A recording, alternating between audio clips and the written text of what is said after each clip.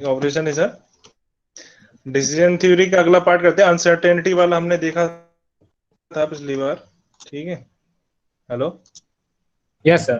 पिछली बार अनसर्टेनिटी वाला देखा था। यस। उस अनसर्टेनिटी के बाद हमें अब रिस्क रिस्क वाला देखना है। अच्छा, रिस्क वाले में क्या था, मेनली हमें ये ध्यान देना कि इसमें जो है हमें पहले का डाटा पता होता है, ठीक है, और हमें इसमें प्रोबेबिलिटी थोड़ी सी पता होती है कि कौन सा स्टेट ऑफ नेचर एग्जिस्ट हो सकता है, ठीक है, उसकी प्रोबेबिलिटी पता होती है प्रीवियस डाटा के बेसिस पे, ठीक है। तो इसमें प्रोबेबिलिटी मेन कंसर्न है।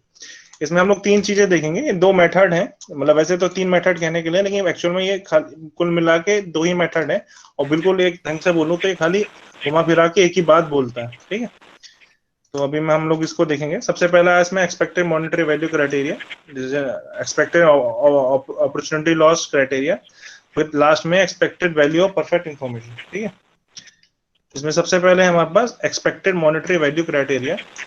इसमें हमें क्या निकालना होता है, बेसिकली ये it is the expected value of the conditional payoff for the given course of action, ठीक है।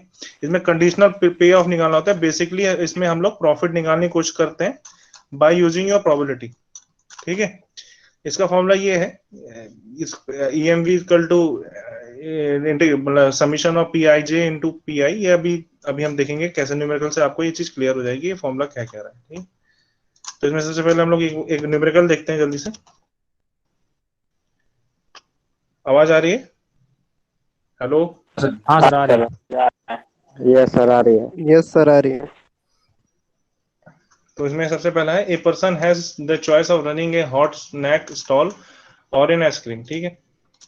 उसके बाद दो ऑप्शन है, हॉट मतलब ये सबसे पहले ये डाटा से हमें क्या बनाना है, पे ऑफ मैट्रिक्स बनानी है, ठीक है। कई बार ये डाटा दिया होगा खाली, ठीक है, उससे आपको पे ऑफ मैट्रिक्स बनाने को बोला जा सकता है। A person has choice of running a hot snack stall और an ice cream and a cold drink stall at Ooty, ठीक है।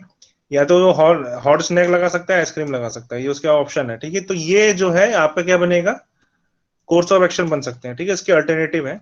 स्टेट ऑफ नेचर क्या है, या तो रेनी कूल और रेनी सीजन हो, ठीक है। If the weather is cool and rainy he can expect a profit of 15,000, ठीक है।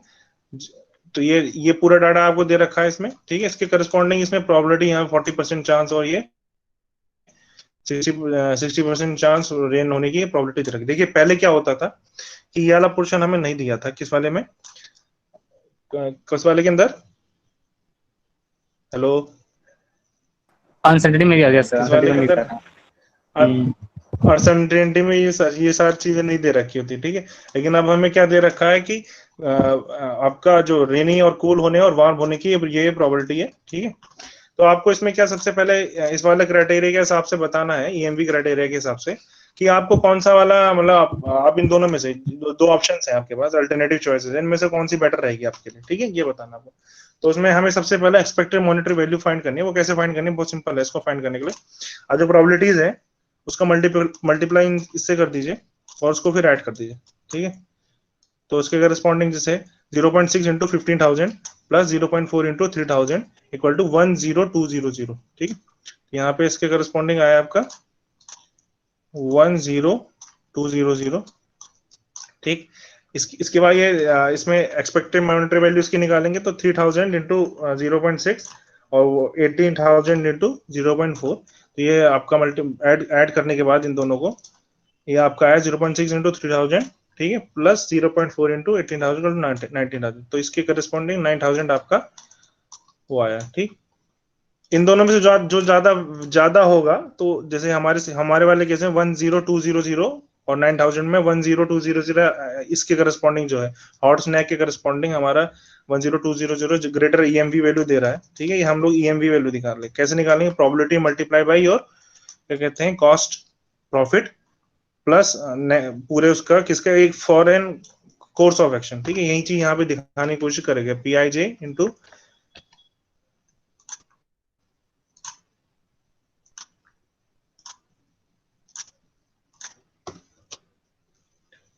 तो ये भी यहीं पे ये दिखाने की कोशिश करें, यहाँ पे दिखाने की कोशिश करिए PIJ जो प्रोबेबिलिटी है, पे ऑफ, ये पे ऑफ है और प्रोबेबिलिटी उसके करस्पॉन्डिंग है उनका समीशन, ठीक है, एक कोर्स ऑफ एक्शन के लिए।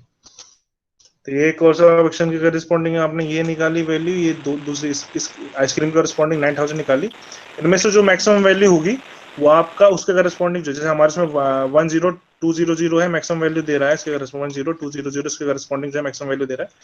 तो हम लोग को अल्टरनेटिव कौन सा चूज करना है, ये वाला चूज करना है। ठीक है, ये चीज समझ में है, बहुत सिंपल है। प्रोबेबिलिटी का मल्टीप्लिकेशन करना है, ये बेसिकली ये हमें थोड़ा अंदाजा लगाना है प्रोबेबिलिटी बेसिस पे कि कौन सा वाला हमारा बेस्ट चॉइस रहेगा। ठीक है, तो इस वाले क्राइटेरिया के ईएमवी क्राइटेरिया के हिसाब से हमारे पहले वाला चॉइस है वो रहना चाहिए, क्योंकि ये मैक्सिमम प्रॉफिट देने की उम्मीद है। ठीक है, एक बात ध्यान रखना कि ये उम्मीद है खाली। ठीक, चलो ये वाला बहुत सिंपल क्वेश्चन है। क्वेश्चन ये इंटरेस्टिंग है। इंटरेस्टिंग क्या मतलब, इसमें थोड़ा सा आपको दिमाग लगेगा। इसमें ये दे रखा है इन न्यूज़पेपर, क्वेश्चन नंबर 2 है। ठीक है, इन newspaper boy has the following probability of selling of a magazine. ठीक है, उसके बाद प्रोबेबिलिटी है, पुराना डाटा है उसके बाद कि उसकी प्रोबेबिलिटी इतनी है कि 10 न्यूज़पेपर सॉरी 10 मैगजीन बेचने की, मैगजीन बेच रहा है, 10 मैगजीन बेचने की प्रोबेबिलिटी इतनी है। 11 की 0.15 है, 12 की 0.20 है। ठीक है, एक मैगजीन का कॉस्ट उसको पड़ रहा है 20-30 रुपए का। ठीक है, उसको सेलिंग प्राइस पड़ रहा है 50 रुपए, और अगर वो बच जाता है तो उसको कुछ फायदा नहीं हो रहा, मतलब वो न्यूज़पेपर कहीं बिकेगा नहीं, उसका नुकसान नहीं होना है। ठीक, तो आपको ये प्रोबेबिलिटीज हैं, आपको ये बताना है कि how many copy should he order, यही क्वेश्चन है बस। ठीक, तो उसके करस्पॉन्डिंग आप वो कैसे निकालेंगे, क्या कहते हैं, पे ऑफ मैट्रिक्स निकालनी है सबसे पहले। कट आ रहा है, आवाज नहीं आ रहा है। तो आपको क्या लगता है कैसे, आवाज नहीं आ रहा है? नहीं सर, आवाज नहीं आ रहा है। अब आ रहा है? आ रही सर, आवाज आ रही है।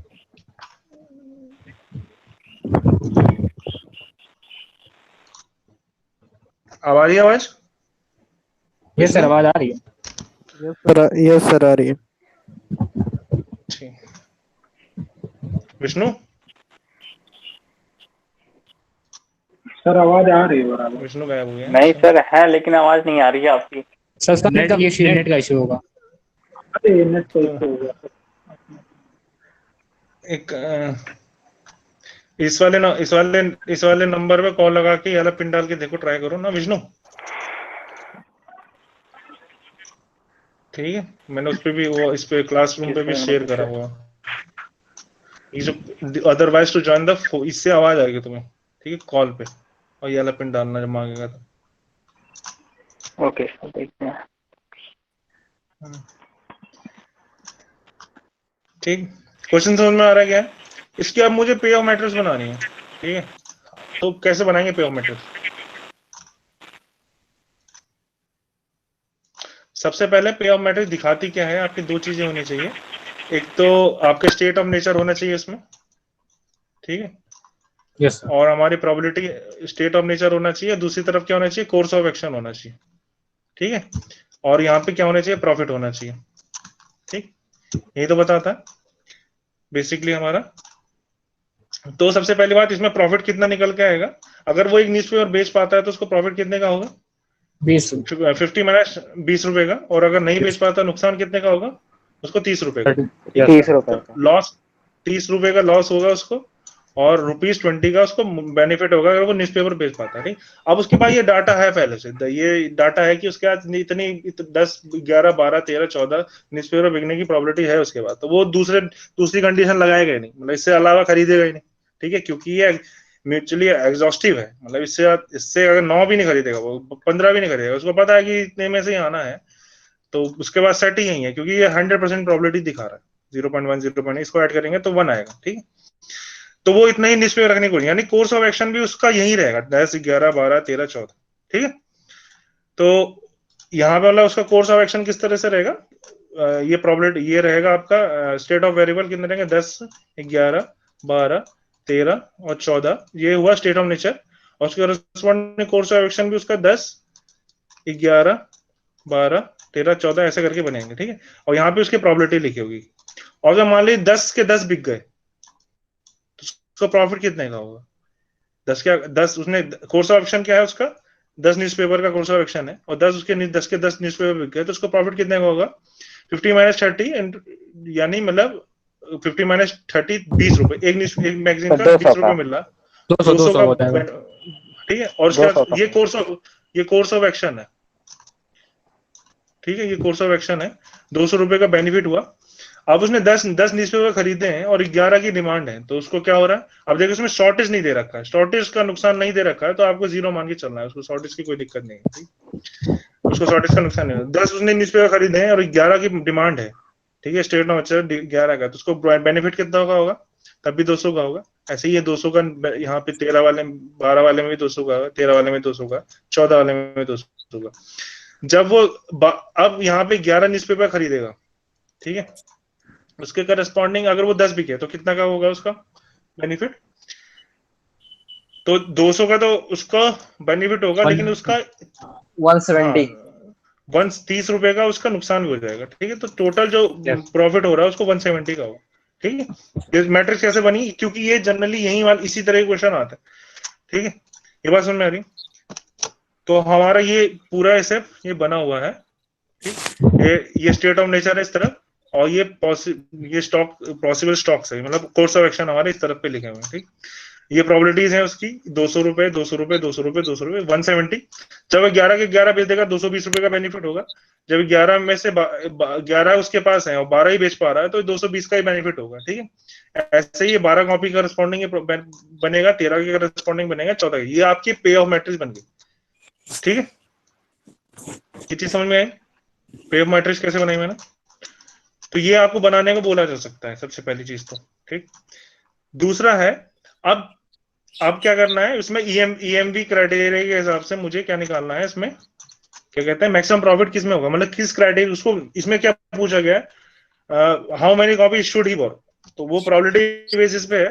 तो ईएमवी सबसे पहले आपके दिमाग में ईएमवी क्राइटेरिया आना चाहिए, अगर आपके यहाँ पे ऑफ मैट्रिक्स है तो सबसे पहले आपके यहाँ दिमाग में ईएमवी क्राइटेरिया आएगा, और कुछ आपसे पूछा जाएगा इस क्वेश्चन में, प्रोबेबिलिटी है यहाँ पे और ये सारी चीजें हैं, तो आप पे ऑफ मैट्रिक्स दे रखिए, तो आपके दिमाग में सबसे पहले ये आना चाहिए ईएमवी क्राइटेरिया लगाना, और कुछ लगाना नहीं है, सिंपल है, मैं बता रहा हूँ उसका रीजन आगे समझाऊंगा। तो ये आपने फिर इसको मल्टीप्लाई कर लिया 0.1 इंटू 220, ये 20 आ गया, ऐसे ये मल्टीप्लाई कर रहा है 0.15 इंटू 200, ये 30 40 50 और इन सबको ऐड कर लिया, ठीक है। तो EMV corresponding to your 10 copies 11 copies 12 copies 13 copies 14 copies आ गए, ठीक है। इसमें से जो मैक्सिमम है उस वाले के करस्पॉन्डिंग आपको चूज कर लिया, ये 12 कॉपीज इसको लेनी चाहिए विद एक्सपेक्टेड प्रॉफिट इसको 222.5 रुपए, इतना जरूरी नहीं कि इतना ही हो जाए, ठीक है, क्योंकि ये प्रोबेबिलिटी बेस है, तो इतना एक्सपेक्टेड है कि ये इतना प्रॉफिट होगा और 10-12 कॉपी उसको खरीदनी चाहिए जो उसमें मैक्सिमम प्रॉफिट होने की चांसेस हैं उसके, ठीक है। ये चीज समझ में नहीं सर, एक बार फिर से। कौन है वैभव? Yes sir. क्या चीज समझ नहीं, बताओ। यही सर 7.12 वाला टेबल। ये वाला टेबल नहीं समझ में। देखो ये चीज समझ में आया कैसे निकाला? हाँ सर वो आ रहा है। ये टेबल, ठीक। अब जीआरडी टेबल निकालने के लिए आप 0.10 to 200 करोगे, ठीक है। मुझे क्या करना है, प्रोबेबिलिटी से मल्टीप्लाई करना है और फिर बाद में ऐड कर देना है, समझ गए। तो यहाँ पे कुछ नहीं है, यहाँ प्रोबेबिलिटी से मल्टीप्लाई कर रहा है 0.10 to 200 वो 20 आ जाएगा, 0.15 into 200 वो 30 आ जाएगा, ठीक है। समझ में आ गया? 0.20, ठीक है, कुछ नहीं है, आप सीधे भी कर सकते हैं, यहाँ पे सीधे भी निकाल लो, मल्टीप्लाई करो और ऐड कर लो, 200 आएगा। ईएमवी सीधे लिख लो यहाँ पे, ठीक है, और यहाँ पे ऐसे आप लिख सकते हो। तो इसके ये चीज समझ में आ गई। तो ये जो है 222.5 जो है मैक्सिमम प्रॉफिट एक्सपेक्टेड है, और वो कब कितने पे है, 12 वाले पे, तो वो उसको सबसे ज्यादा बेनिफिट होगा न्यूज मैगजीन वाले को कि वो 12 कॉपी खरीदे, तब उसको एक्सपेक्टेड प्रॉफिट इतने का होने की चांसेस, ठीक। इस तरह से ये बोलते हैं, ठीक है। हो गया, ये चीज समझ में आई, ये क्वेश्चन कैसे हुआ। अब इसी क्वेश्चन को हमें, अच्छा एक चीज, ये चीज ये समझ में आ गया सबको, इंपॉर्टेंट है ये, क्योंकि ये सबसे बेसिक है, बाद में इसका यूज होगा। यस सर, क्लियर है। यस सर, क्लियर है ना, ठीक। चलो दूसरी चीज है हमारे पास, दूसरा क्राइटेरिया है वो एक्सपेक्टेड अपॉर्चुनिटी लॉस वाला है, ठीक है। ये वही है, अपॉर्चुनिटी लॉस कैसे करते हैं, मैक्सिमम माइनस उस कॉलम में जो भी रहेगा उसका सब्ट्रैक्ट करके, ठीक है। बेसिकली ये लॉस को दिखा रहा है, ठीक, अपॉर्चुनिटी लॉस वाले को, कि अगर मैंने मैक्सिमम वाला नहीं यूज करा तो उसके अलावा जो दूसरा चूज करूंगा उसमें कितना मुझे नुकसान हो रहा है, ठीक है, कितना मुझे मतलब फायदा हो सकता था लेकिन अपॉर्चुनिटी मैंने लॉस कर दी है, वो उस क्राइटेरिया पे बेस है, ठीक।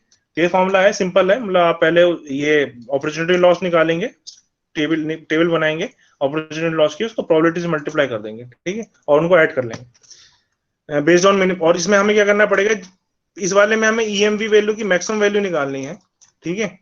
इस वाले में ईओएल वाले में हमें एक्सपेक्टेड अपॉर्चुनिटी लॉस है, अपॉर्चुनिटी लॉस है, इसको मिनिमाइज करने की कोशिश करनी पड़ेगी, ठीक है, सीधी सी बात।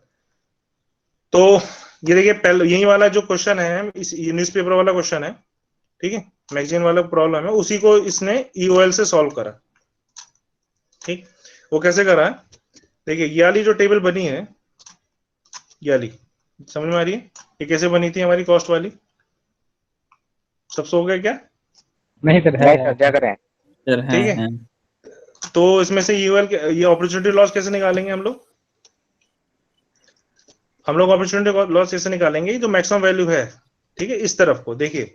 हमें ये आपको कंफ्यूजन हो सकती है डायरेक्शन क्या रहेगी, तो आप हमेशा ख्याल करिए कि जब आप इस डायरेक्शन में सब चीजें कर रहे हैं, अपॉर्चुनिटी लॉस वाले में कैलकुलेशन इस डायरेक्शन में पहले करेंगे, फिर बाद में इस डायरेक्शन में करेंगे, ठीक है, डायरेक्शन की कंफ्यूजन हो सकती है। और ये देखिए पैरेलल होगी और क्या कहते हैं, ये कोर्स ऑफ एक्शन के करस्पॉन्डिंग, ठीक। अगर कोर्स ऑफ एक्शन इस तरफ को लिखा है तो कोर्स इस तरफ को आपको कैलकुलेशन करनी पड़ेगी।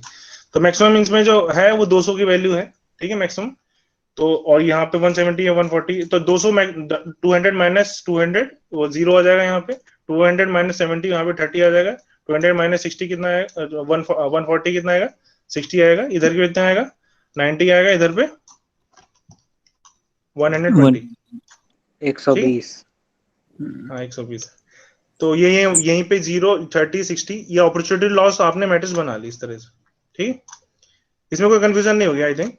दूसरे वाले में क्या करेंगे, जो मैक्सिमम है, दूसरे वाले उसमें क्या है, मैक्सिमम हमारा 220 मैक्सिमम है, 220 माइनस 200, यहाँ पे 20 बचेगा, यहाँ पे 0 बचेगा, यहाँ पे कितना बचेगा 220 माइनस 190, ठीक है, कितना बचेगा 30 बचेगा।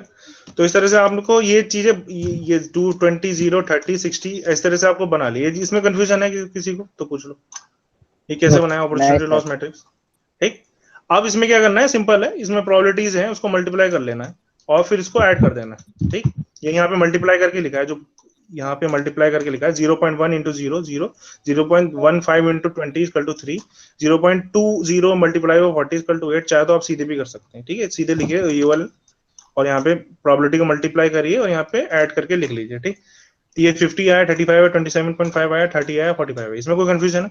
जो उसमें 27.5 है वो आपका क्या बता रहा है, मैक्सिमम सॉरी हाँ मिनिमम ईओएल दिखा रहा है और एक्सपेक्टेड अपॉर्चुनिटी लॉस, और उसको आप क्या कोशिश करना चाहते हैं, इसको मिनिमाइज करो, ठीक है। तो जो सबसे छोटी वैल्यू होगी उसको आपको लेना है ईओएल के केस में। एक चीज मैं थोड़ा सा ये बताना चाह रहा हूँ, बाकी तो सही है, मतलब आप सीधे आंसर भी निकाल देंगे। एक चीज है आपको दिमाग में खुद ही आ रहा होगा, ईवीएम से हम मैक्सिमाइज करने की कोशिश कर रहे हैं, ठीक है, प्रॉफिट को, और ईओएल से हम मिनिमाइज करने की कोशिश कर रहे हैं लॉस को, ठीक है। तो जो आपका अल्टरनेटिव चॉइस आना चाहिए वो दोनों का ही सेम आएगा, ठीक है। तो इस वाले केस में भी हमारा भले वैल्यू 27.5 है, लेकिन जो स्टॉक उसको बनाना है वो 12 कॉपी का होना है। ईओएल से आपको बोला गया है, ईओएल से आप निकालिए कि इसमें कौन सा मैक्सिमम नंबर ऑफ, तो आप सीधी सी बात है, ईवीएम क्या कर रहा है, प्रॉफिट को मैक्सिमाइज करने की कोशिश कर रहा है, और ईओएल क्या कोशिश कर रहा है, अपॉर्चुनिटी लॉस को मिनिमाइज करने की कोशिश। तो दोनों ही एक ऑप्टिमम वैल्यू देंगे जो कि 12 है हमारे केस में, ठीक। इसमें कोई कंफ्यूजन है? No sir. ठीक है, नेक्स्ट है हमारे पास expected value of perfect information. ये कोई मेथड नहीं है, इसका सिंपल सा एक ही फॉर्मूला है, ईवीपीआई ऐसे निकालते हैं, EVPI equal to EPPI minus expected profit without information. ये आपका बेसिकली ईवीएम है, मैक्सिमम ईवीएम जो आप हम अभी निकाल लेते हैं, ठीक, ये हमें निकालना होगा। और ये ईपीपीआई क्या दिखा रहा है, expected profit with perfect information. अगर आपके पास सारी इंफॉर्मेशन बिल्कुल सही है, आपको सब कुछ पता है, तो आप मैक्सिमम प्रॉफिट कितना ले सकते हैं, ठीक है, ये चीज दिखा रहा है। और ईवीपीआई क्या दिखा रहा है, इसमें से जो आपका एक्सपेक्टेड जो है ईवीएम ये माइनस करके दिखा रहा है, तो आप जो मैक्सिमम माइनस क्या कहते हैं जो आपका ऑप्टिमम है उसको सबट्रैक्ट कर रहे हैं। तो ये वो चीज दिखा रहा है कि आपको जो परफेक्ट इंफॉर्मेशन लेने के लिए जो कॉस्ट पड़ेगी वो ईवीपीआई को दिखाने का तरीका है। फिर से मतलब अभी कंफ्यूज हो रहे तो मैं समझ रहा हूँ, बस इतना समझो अभी यहाँ पे कि ईपीपीआई क्या दिखा रहा है, expected profit with perfect information. एक न्यूमेरिकल करते हैं तो मेरे ख्याल से ये चीज क्लियर हो जाएगी। ये फॉर्मूले हैं सारे, लेकिन मतलब इसमें भी वही चीजें करनी है, लेकिन अब आपको ये न्यूमेरिकल से क्लियर हो जाएगा। ठीक, A dairy farm wants to determine the quantity of butter it should produce to beat the past record। ठीक है, ये क्वांटिटी है। ठीक है, 15, 20, 25, 30, 35, 40, उसका corresponding number of day demand है। The stock level are restricted to range between 15 और 150। ठीक है, यानी आपका जो कोर्स ऑफ एक्शन है वो 15 to 50 के due to inadequate storing facility butter cost 40 and sold at 50। ठीक है, तो मतलब आपका जो प्रॉफिट होगा, ठीक है, वो कितने का होगा आपका? वो होगा 10 रुपए का। ठीक, और अगर वो बेच नहीं पाया तो कितने का लॉस होगा? 40 का लॉस होगा। ठीक है, तो कोर्स ऑफ एक्शन भी आपका इसी के करस्पॉन्डिंग होगा। ये तो क्या दिखा रहा है, देखिए ये नंबर ऑफ डेज है। ठीक, तो टोटल नंबर ऑफ डेज इसको ऐड कर लेंगे और उसको सबको डिवाइड कर लेंगे। तो सबसे पहले इसमें क्या क्या पूछा है? कंस्ट्रक्टिव कंडीशनल प्रॉफिट मिलनी, यानी जो पे ऑफ मैट्रिक्स उसको बनाना है। Determine the action alternative associated the maximise, या ईवीएम की वैल्यू को फाइंड करना है दूसरे वाले में। ठीक है, तीसरे वाले में ईवीपीआई को निकालना है। ठीक है, ये कोई क्राइटेरिया नहीं है, ये ईवीपीआई की सिर्फ एक वैल्यू होती है। ठीक है, जो आपको निकालने को बोला जाएगा। चलो देखते हैं कैसे करते हैं। तो सबसे पहले इसको प्रोबेबिलिटी निकालने के लिए इन सबको ऐड कर लिया मैंने। कितना आएगा? 6 प्लस ये सब आया तो आपका 200 आएगा। ठीक है, ये इसको ऐड कर लेंगे तो 200 आएगा। प्रोबेबिलिटी निकालेंगे इसके अंदर 6 डिवाइडेड बाय 200। ठीक है, यही यहाँ भी निकाल रखा। 6 डिवाइड, ये क्वांटिटी है 15, 20, 6 डिवाइडेड 200, ये आपकी प्रोबेबिलिटी आ जाएगी। ठीक है, प्रॉफिट निकालने के लिए वही है 50 माइनस 40। ठीक है, ये क्या देगा आपको? 10 रुपए का प्रॉफिट देगा, लॉस हुआ तो 40 का। यही वो चीज ये इस एक फॉर्मूले से बना के दिखा दी है, कोई उसमें बहुत अलग चीज नहीं है। आप ये आपका स्टॉक लेवल है, ये कोर्स ऑफ एक्शन है।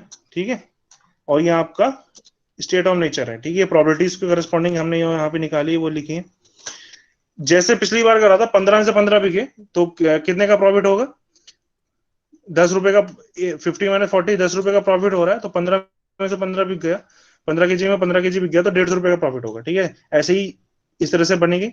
इसमें कोई कंफ्यूजन है क्या? जैसे हमने न्यूज़पेपर वाले एग्जांपल में करा।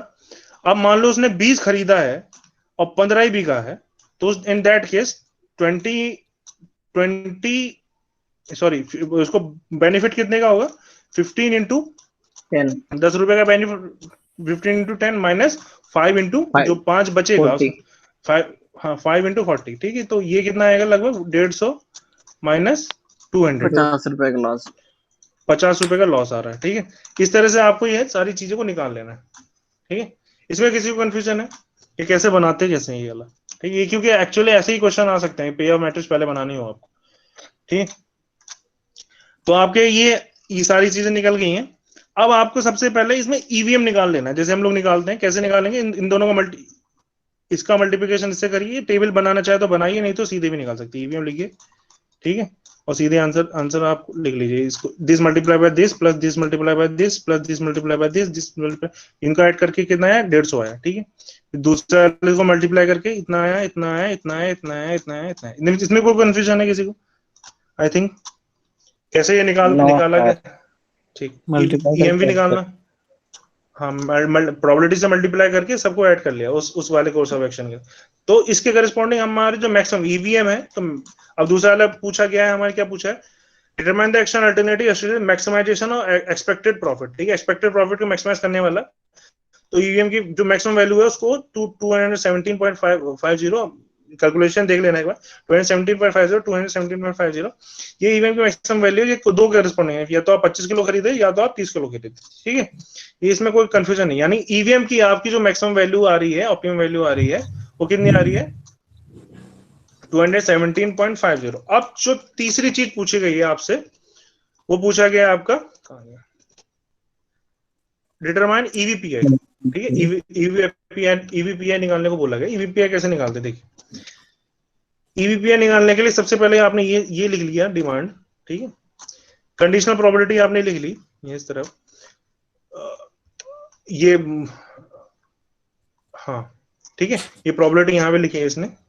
और इसमें जो मैक्सिमम वैल्यूज हैं, ठीक है, ध्यान रखिएगा। आपको कई वीडियो आप देख रहे होंगे, क्या पता मेरे को, उसमें ये बोला जाएगा जनरली कि आप ये नीचे वाले ही है उसी को इस तरह से लिख लीजिए।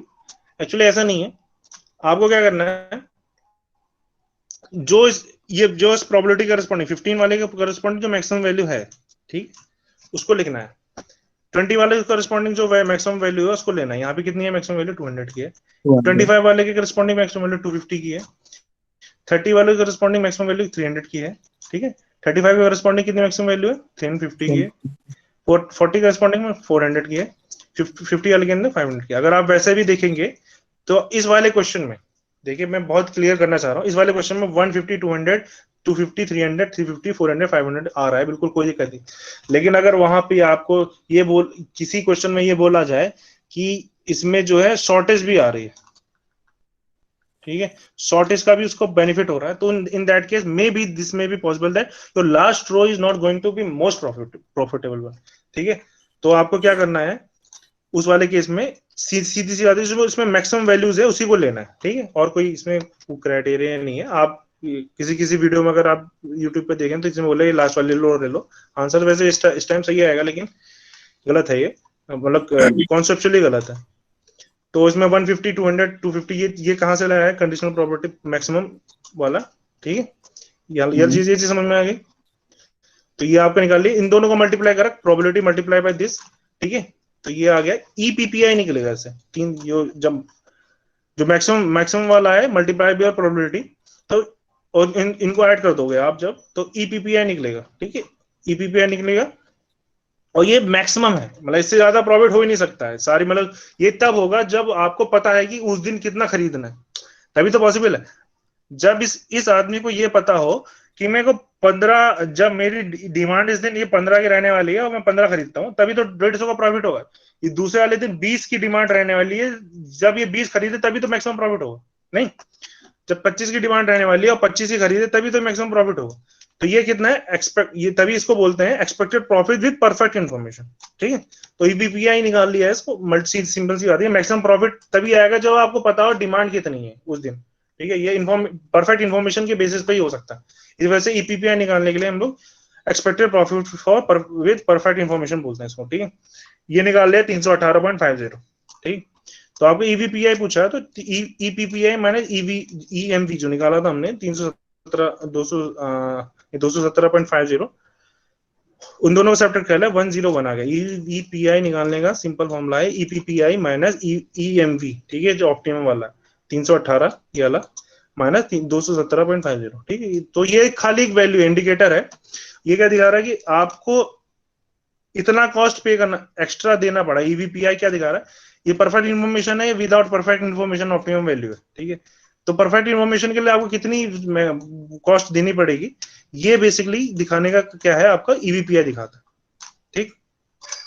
हेलो हेलो, मैं ही बोले जा रहा हूँ। यस सर, क्लियर है। Yes sir. क्लियर है ना कैसे निकाला गया? Yes sir. नहीं, पूछ लो, किसी को पूछना है तो। नहीं सही सही। क्योंकि ये हमारा ये चीज खत्म हो गई है, कौन सी वाली? डिसीजन अंडर रिस्क, ठीक है। अब हम लोग को तो लास्ट चीज देखनी है, उसको बोलते हैं हम लोग डिसीजन ट्री, ठीक है। ये जो पूरा हमने जो ईवी देखिए, बेसिकली कुछ नहीं है, ये सारे मतलब घुमा फिरा के एक ही चीज बोल रहा है। देखिए तीन क्राइटेरिया देखे हमने, ईएमवी, ठीक है, और ईओएल, ये अपॉर्चुनिटी लॉस वाले का ईएमवी जो है इसको मैक्सिमाइज करने की कोशिश करनी है, इसको मिनिमाइज करने के लिए ये एक वैल्यू है खाली, ठीक है, इसके अलावा कुछ नहीं। तो बेसिकली घुमा फिरा के मेन जो इसमें है हमारा ईएमवी सबसे मेन चीज है, ठीक है। Yes sir. वाह, बढ़िया, बड़ी जल्दी कोई ज्वाइन कर रहा है, ठीक है। इतना क्लियर है, ये तीन चीज निकालना आपको बिल्कुल परफेक्ट होना चाहिए। इसके अलावा कुछ मिले तो बताना मुझे, ठीक। इसके बाद हमारे पास है नेक्स्ट मेन, वो है डिसीजन ट्री, ठीक है। ये जो चीजें हैं वो निकालने का एक डिसीजन ट्री से हम लोग अगर हम ग्राफिकली दिखाएं, basically modelling tool used to evaluate the independent decision that must be made in sequence. अब इसको देखते हैं। A decision tree is a diagram that models the alternative being considered and possible outcome, ठीक। ये दिखा क्या रहा है? ये ग्राफिकल रिप्रेजेंटेशन है जो हमने प्रॉब्लम में देखी उसी का, ठीक। जैसे मान लो मैं किसी को हेलो बोल रहा हूँ, तो दो ऑप्शन है कि या हाय बोलेगा या हेलो बोलेगा, ठीक है। मैं उसको फिर बोल रहा हूँ कि आई एम अंकुश, और दूसरा ऑप्शन है व्हाट्सएप, तो वो बोलेगा ठीक है, मैं क्या करूँ फिर, वो सोच के ओके बोल के निकल जाए, और या फिर अपना नाम बताएगा नया आदमी, ठीक है। मैं या फिर अगर अपने दोस्त को हेलो बोलूं तो वो मैं उससे पूछूंगा व्हाट्सएप, तो नथिंग है, नथिंग नहीं हो, या फिर ये हो सकता, ये ऑप्शन आपको इस तरह से डिसीजन ट्री बनते हैं, ठीक है। ये डिसीजन ट्री न्यू नहीं है हमारे मैकेनिकल इंजीनियरिंग के लिए, ये सीएस में भी बहुत बनाए जाते हैं, ये बहुत ही इंपॉर्टेंट टूल है। इवन आपने अगर कैट कैट में भी ये शायद देखे हो, ये डिसीजन ट्री बनाते हैं। तो इसको सॉल्व, देखिए मैं आगे जाने से पहले आपको एक चीज बताऊं, आपको इस तरह से आपको डिसीजन ट्री बनाना है और फिर उसको बैकवर्ड की डायरेक्शन में सॉल्व करना है, ठीक है। अभी देखते हैं कैसे। उससे पहले दो तीन टर्म है, उसको समझ लीजिए। डिसीजन ट्री नोट्स होते हैं, दो तरह के नोट्स बनाते हैं हम, तो स्क्वायर बॉक्स में बनाते हैं, सर्कुलर बॉक्स में बनाते हैं, ठीक है। स्क्वायर बॉक्स में जो बनाते हैं उसको बोलते हैं डिसीजन नोट्स। जो क्या करता है, डिसीजन मेकर मस्ट टेक, यहाँ पे डिसीजन नोट्स के करस्पॉन्डिंग आपको डिसीजन नोट्स के करस्पॉन्डिंग डिसीजन मेकर को डिसीजन लेना ही पड़ेगा, ठीक है। और ये जो सर्किल्स हम बनाते हैं उसको बोलते हैं चांस नोड, आउटकम नोड और इवेंट नोड भी बोलते हैं। यहाँ पे क्या दिखाता है, outcome for the given course of action, ठीक है। एक जो आपने कोर्स ऑफ एक्शन लिया है उसको रिस्पॉन्डिंग जो आउटकम आएगा वो दिखा रहा है, ठीक है। अब जैसे हमारा एक कोर्स ऑफ एक्शन ये है, सपोज करिए, इसके रिस्पॉन्डिंग एक आपको क्या मिलेगा, सर्किल वाला मिलेगा, चांस नोड, और जो आपका ओवरऑल आंसर रहेगा वो आपको स्क्वायर वाले में दिखेगा। जरूरी नहीं है स्क्वायर खाली एक आए, ये भी बता दे रहा हूँ। स्क्वायर वाला क्या दिखा रहा है, आपका डिसीजन नोड दिखा रहा है, और यहाँ पे डिसीजन मेकर मस्ट, यहाँ पे क्या करना पड़ता है, डिसीजन नोड पे आपको डिसीजन मेकर को एक डिसीजन लेना ही पड़ता है, ठीक है। अब एक और चीज है इसमें, जो ब्रांचेस आपकी निकलती हैं ट्रीज, जैसे ब्रांचेस हैं बहुत सारी जो डिसीजन ट्री में निकलेंगी, ठीक है। ईच ब्रांच फ्रॉम द, इसमें ब्रांचेस निकलेंगी, कोई बड़ी बात नहीं है, लेकिन इसमें एक चीज ये इंपॉर्टेंट है, each branch from the decision node, decision node से जो भी एक ब्रांच निकली होगी वो को एक कोर्स ऑफ एक्शन को डिनोट कर रही होगी, ठीक है। मतलब अगर आपने स्क्वायर बॉक्स बनाया है और आपने यहाँ पे ब्रांचेस दिखा रही है, तो ये कोर्स ऑफ एक्शन होगा, ये नेक्स्ट कोर्स ऑफ एक्शन होगा, ठीक है। इसको एक न्यूमेरिकल से देखते हैं हम लोग। आवाज आ रही है? Yes sir. यस ठीक है, सर। एक न्यूमेरिकल से देखते हैं। ये आपका पी ऑफ मैट्रिक्स है, ठीक है। यहाँ पे आप ये क्या दे रखा है, आपका स्टेट ऑफ नेचर में से बताइए कौन सा होगा। ये पी ऑफ टेबल है, इसमें स्टेट ऑफ नेचर कौन सा होगा?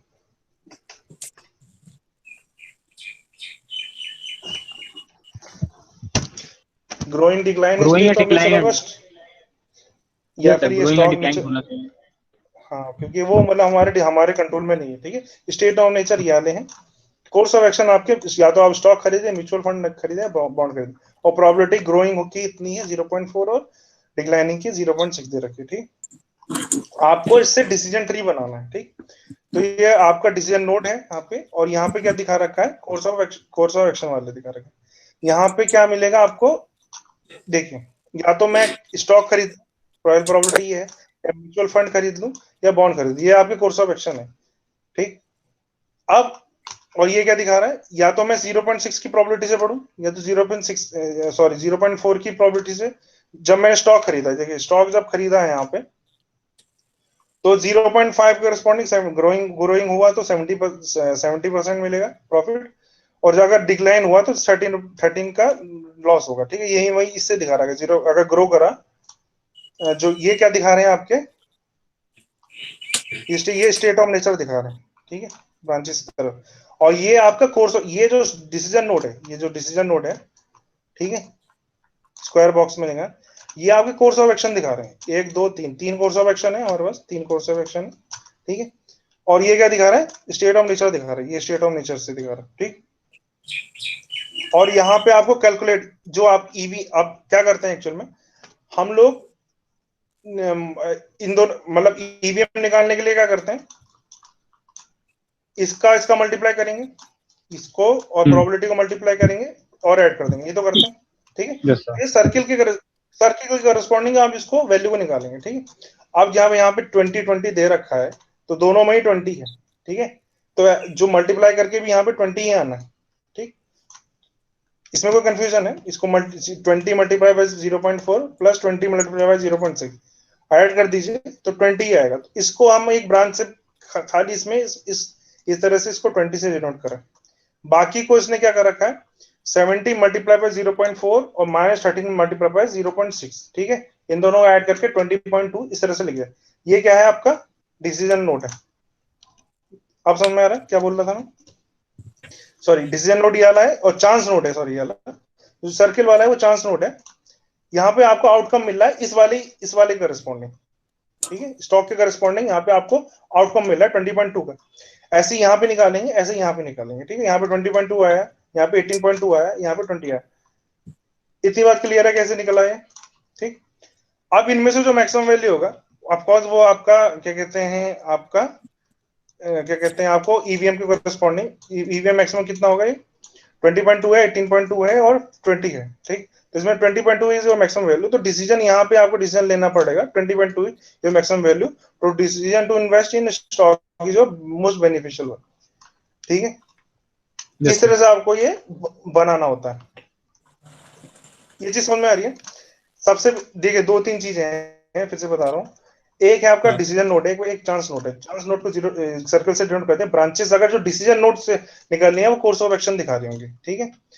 और चांस नोट पे क्या आएगा, आपका आउटकम दिखा रहा होगा एक ईवीएम के करस्पॉन्डिंग, ठीक है। और डिसीजन नोट पे आपको डिसीजन लेना होगा, तो यहाँ पे आपका रिजल्ट निकाल रहा है। इसी वजह से हमें यहाँ पे क्या करना पड़ रहा है, इस जगह पे 20.2 मैंने जब लिखा है यहाँ पे, तो डिसीजन नोट करस्पॉन्डिंग आपको 22.2 डिसीजन लेना पड़ा, जबकि यहाँ पे चांस नोट करस्पॉन्डिंग आपकी जो ईवीएम की वैल्यू वो हम कैलकुलेट कर रहे हैं, ठीक है। एक कोर्स ऑफ एक्शन का रिजल्ट कैलकुलेट कर रहे हैं, ठीक है।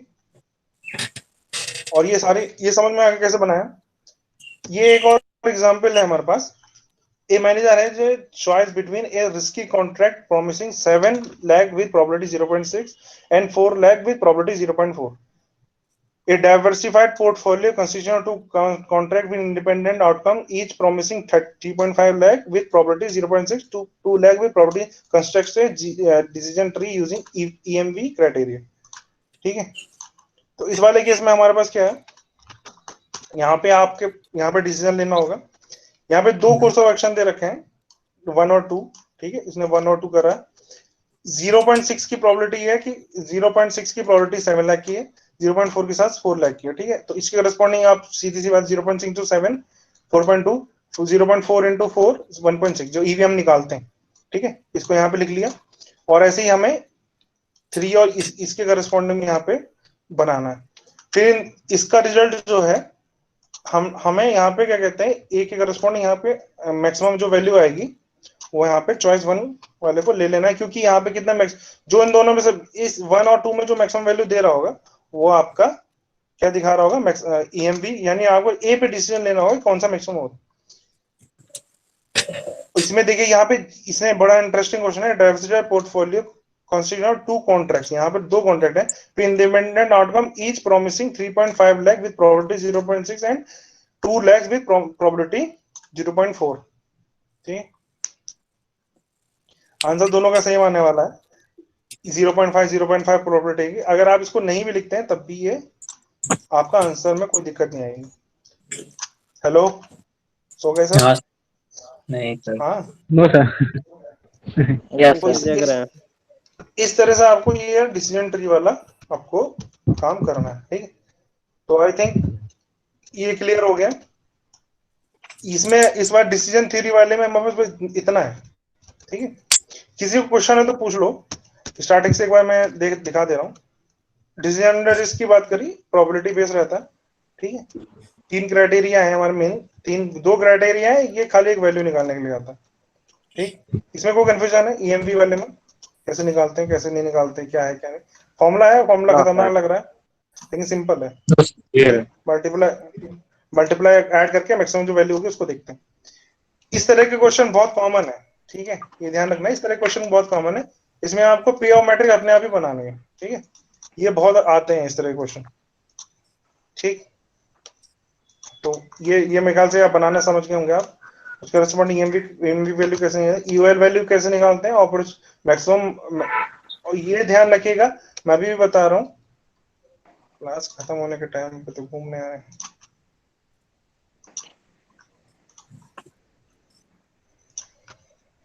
हेलो।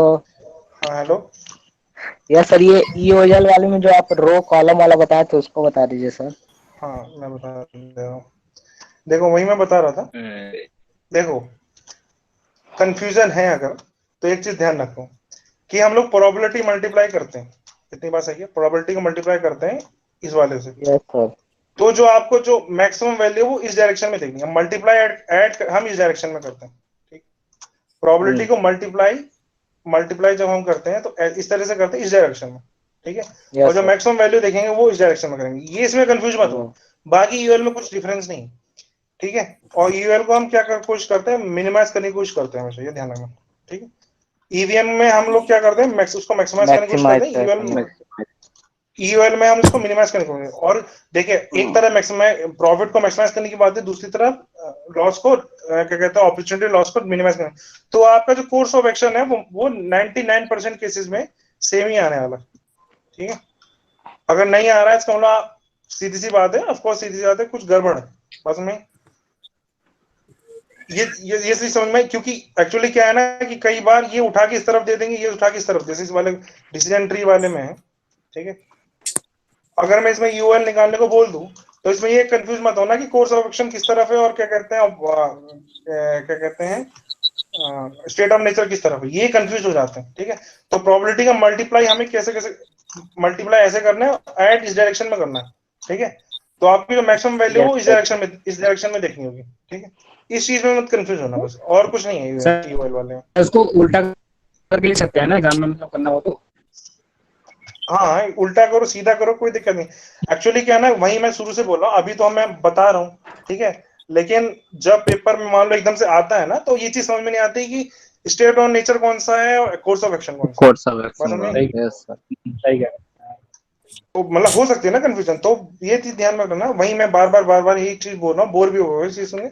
जो चीज आपके कंट्रोल में है वो आपके कोर्स ऑफ एक्शन रहेगी, और जो चीज आपके कंट्रोल में नहीं है वो कौन सी रहेगी, स्टेट ऑफ नेचर में रहेगी, ठीक है। और स्टेट और अगर रिस्क वाली कंडीशन है, इन दैट केस प्रोबेबिलिटी उसके बिल्कुल पहले में लिखी होगी, ठीक है। ओके। तो आई थिंक कुछ इसमें और कुछ डिसीजन ट्री भी इजी है, और इसमें और तो ये रेफरेंसेस हैं इसके, ठीक है। ये मेनली मैंने पियर्सन बुक से उठाया है, कर्सन बुक से भी है। ये जो है डायग्राम मैंने इस वाला डायग्राम, चाहे वीडियो ये देख लेना, इस वाले यूट्यूब से उठाए हैं, ठीक है। ओके, तो आज की क्लास बंद करें, यस आगे हम यस सर। एक मिनट।